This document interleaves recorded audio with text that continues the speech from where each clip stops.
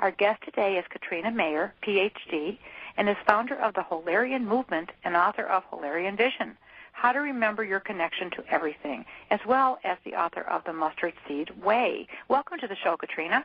Thank you, Dr. Joyce. I'm so glad to be here. It's my pleasure to have you, too. We've been friends on Facebook for a little while, and I think I get to know you more than I get to know some of my friends that aren't on Facebook. Isn't that funny? We love that Facebook. We really do. And you have a story to tell about that. Would you like to share? Oh, you're talking about how I met my husband on Facebook? Yes, just a little thing like that, yes. Just a little thing. Yeah, Facebook has just been such a tremendous catalyst for bringing people together in so many different ways, and lo and behold, I met my husband on Facebook, and I had known of him for a long time because I had read his books, and then we got to communicating for a while, and shortly thereafter we met, and here we are. We got married May 1st of this year. Wow. Well, what a testimonial to Facebook. Well, I know that you spent many years in corporate America. What was that experience like? You know, it's a funny thing being in corporate America for me because I was the sensitive child who loved to play violin and do artwork and do all of that fun stuff. Somehow I found myself in corporate America, and I was not sure exactly why I was there, except I knew I was supposed to be there. It was one of those things. So I had moments where I wanted to leave, but I said, no, I'm really supposed to be here for a reason. And I stayed in banking for almost 20 years. I worked my way up to become first vice president of a major bank and realized it was exactly where I needed to be. I learned so much through that experience. But the other voice inside of me was also calling out to continue being an author and motivational speaker. So I just recently left this year to pursue that aspect of my life. But looking back, there's not a moment I would regret. It just was a fantastic experience. Well, perhaps this will complete you, having had the experience in corporate America and then also now being an entrepreneur, which is a whole different side of the world. But it's a great side, and I'm sure you're going to experience that. I know that you are an author and a motivational speaker. When did you first decide that you wanted to do this? I would say I was a very young girl when I first decided. I remember having a notebook where I wrote things down that I wanted to do in my life. Yes, I actually, at about 8 years or 9 years of age, was writing down what I wanted to do in my life. And one of the things I said was I wanted to be on a stage in front of people, speaking to people. So I knew that pretty early, and I also knew I wanted to write a book. I had written that on my list early as well. So it was always part of who I am today. That doesn't surprise me because I, too, as a young child, wrote things down like that. And so I could understand that, but I think that we're not in the majority. But thankfully we find each other. Yes, I think that's great. You do find like-minded people. I definitely believe that. Well, what are some of the topics that you like to speak about, and why do you think that they matter? I end up, because I was in banking, speaking an awful lot about the spirituality of finances, which I find really fascinating. I get asked to speak on that topic a lot. I also speak on Holarian Vision, which is the topic of my new book, which is having a oneness or unity consciousness. And I like to speak about balancing life and balancing work and having a healthy lifestyle. And I think those matter because in a lot of cases just gotten a little out of balance in our lives and don't feel like we're at 100% most of the time. Well, you probably are familiar, I'm sure you're familiar with the balance wheel where spirituality is on there, well, along with mental and physical and all the other things that we should have a balance in life with. And I agree with you. I think spirituality is something that's missing from a lot of people's lives. So I commend you on what you're doing. And speaking of, I can't imagine what spirituality of finances is, but I would really like to talk to you later about that another time. I think that's a great topic. I would love to have you at one of my seminars where I'm talking about that. I'll have you as a guest. We'll see what we can do. So tell me some simple tips on how to live a happier, healthier, and more fulfilling life. Ooh, there are so many. And one of the biggest aha moments I have when I'm coaching people around this topic is around the idea of just getting rid of clutter in their homes and ultimately in their minds, because our home is a reflection of what's going on in our minds. And when we are in the midst of clutter, we tend to have a very cluttered way of thinking. So when I've made that point to people, the light bulb goes on for a lot of people. I also talk about making peace with yourself. Some people call that forgiveness. There are different terms for it, but being at peace with yourself and your family and your neighbors. And another very big topic for me is how to live a life with a lot less chemicals. There seems to just be so many chemicals in our foods, in our home, in our clothing, in our air, and I think that has a tendency to fog our thought process a little bit too. And if we can find a way to move away from some of that chemical dependency, not necessarily just as a prescription chemical dependency, but just the additives that are in a lot of our everyday product, to move a little bit away from that helps people too.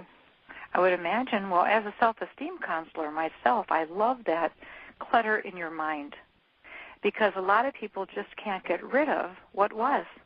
Mm-hmm. And you have to move on. You have to forgive. You have to let your regrets be known, if you still can, if people are still here.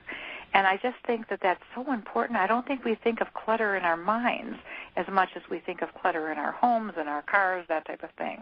Would you agree? Dr. Joyce, you just hit the nail on the head.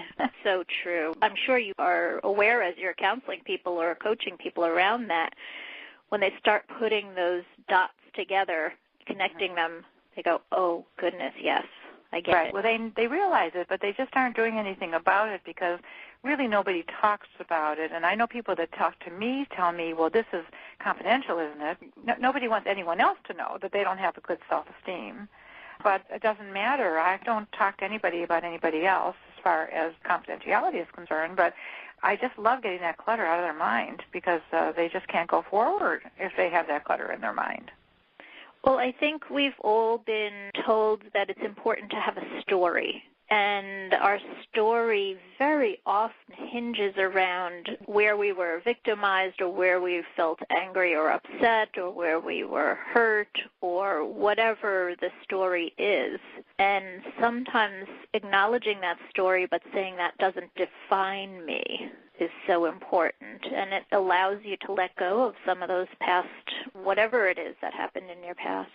Right, absolutely. And I'm pretty certain at this point in time and age that I have seen just about everything people have been through, and nobody knows what someone else is going through at any given time. So we can be professionals, as we both are, and leave the personal at home, but you have to go back to it, and you have to deal with it, and you have to face it, and then you have to figure out a way to move on from it. And it's very hard, very difficult. It's a matter of looking at it and saying, I acknowledge this, and how do I not make it part of my everyday thought process? And right. For some people, that is very difficult. I definitely can agree to that. Let's get on a good subject about role models. And actually, a lot of role models have done all these things. They have self-esteem, and they've got rid of their past stories. So who are some of your role models, and why did you choose them? You know, I think my top role models are actually my parents, and I'm so grateful. They, this year, are celebrating their 50th wedding anniversary. Wow. And I'm so thrilled. I'm going to be seeing them next week. Oops, don't tell them that. It's a surprise. Oh, I hope they're not listening to your radio show. Well, I actually love hearing that, because as a parent of two children in their late 30s, I would hope that they're saying this kind of thing about me. I think it's a wonderful thing that when you get to a certain age and you realize how special and important your parents really were.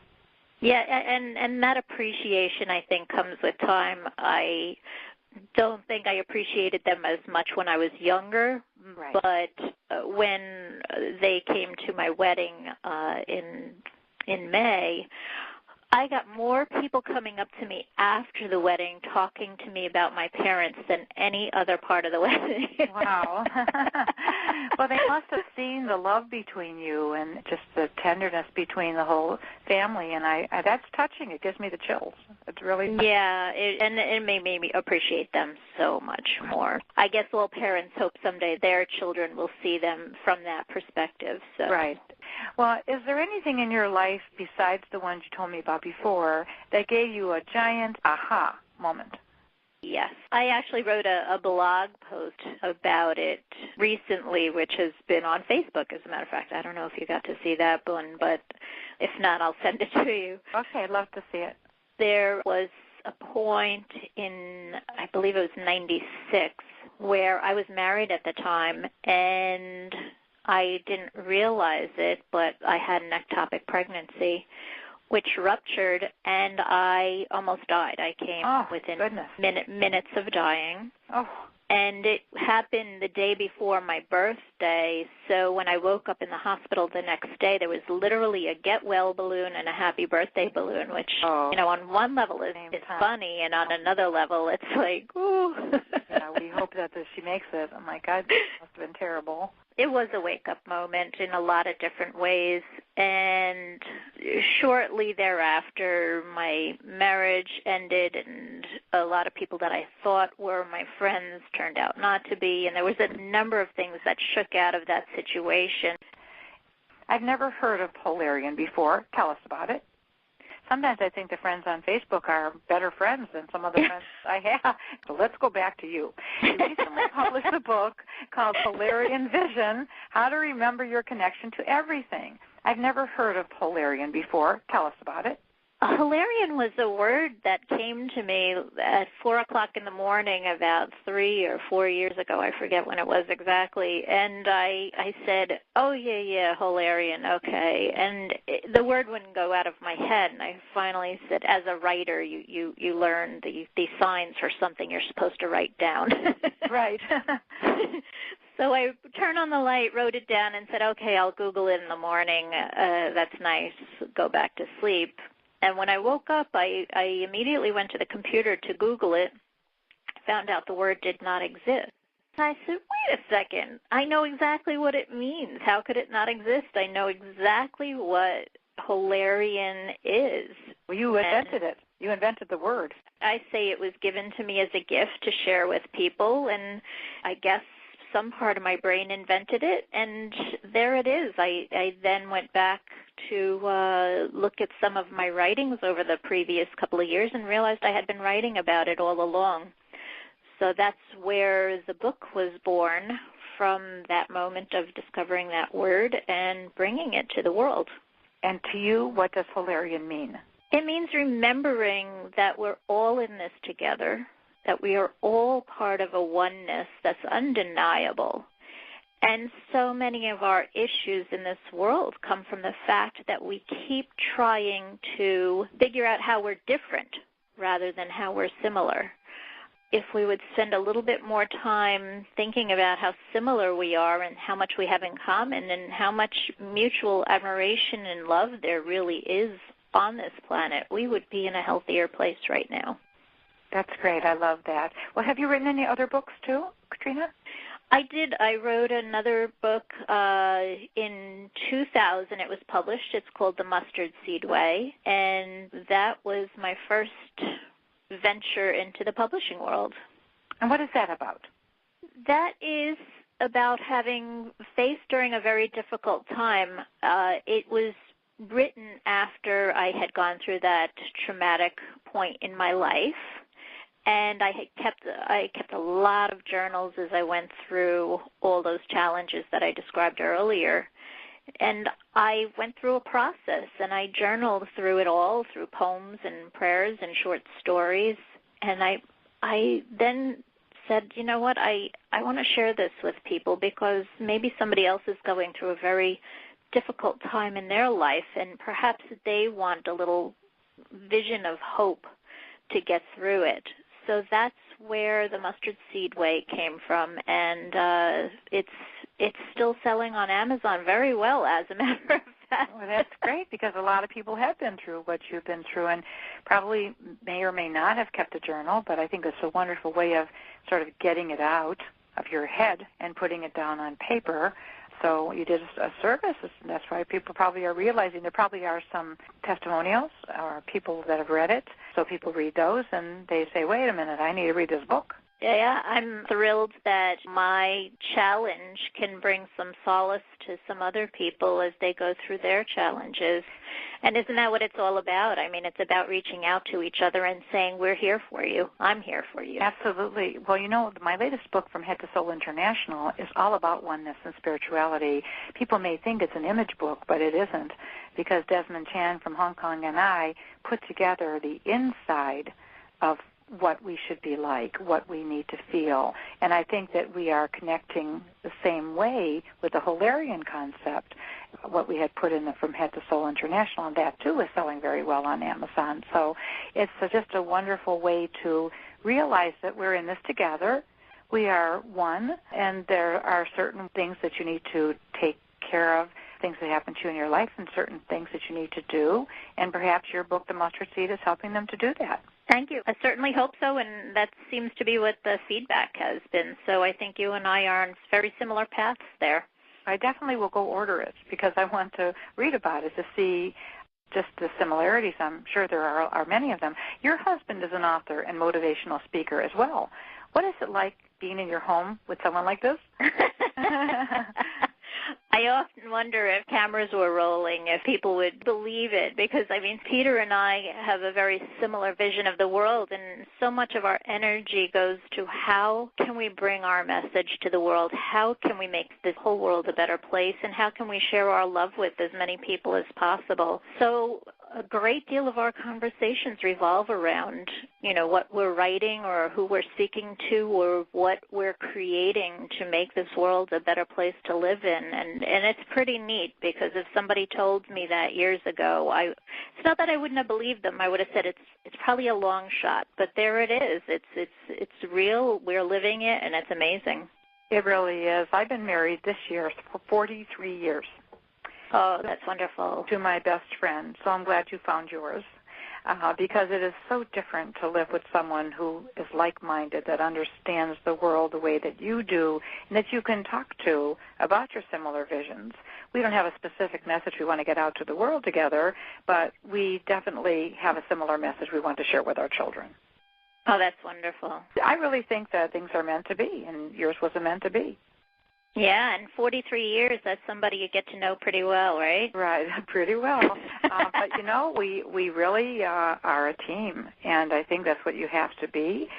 We've been that, and he still compliments me. I still compliment him. We both just are so glad we found each other. So a lot of people would think that's very strange, because there are people that have been married for 35, 40, 50 years that hate each other. But in our case, there's nothing I can't do or be as long as I'm with him. That's terrific. So that's such a blessing. It really is. I'm so blessed, Katrina, you can't imagine. Well, if there were anything you can change to do over in your life, what a question, what would it be? I look back and I don't want to undo or change anything, because I strongly believe that everything that happened in my life, as uncomfortable as it may have been at the time, has really brought me to this place. And has really brought me to this sense of who I am. And more than anything, if there's something that I'm uncomfortable with, it's just that I need to learn how to make peace with it and let it go and go on, go forward with life. I think so much of our life is spent looking backwards at something that could have been or should have been, instead of just letting it go. Well, that's true. They say for every moment that you look backwards is a moment you could be looking forward. It's great that you have things that have happened to you in your life, because those were lessons. And from those lessons, you moved on. Again, that's great. I wish everybody can do that. Katrina, can you sum up your message to people in a few words? My favorite 2 words are relax and breathe. Goodness, I wish people can do that. It's easy as saying it. That is great. Just to relax and breathe. Well, I enjoyed speaking with you so much, Katrina, today. Thank you so much for being our guest on the ImageMaker Presents Network. Thank you, Dr. Joyce. I really appreciate the time spent with you. It's my pleasure.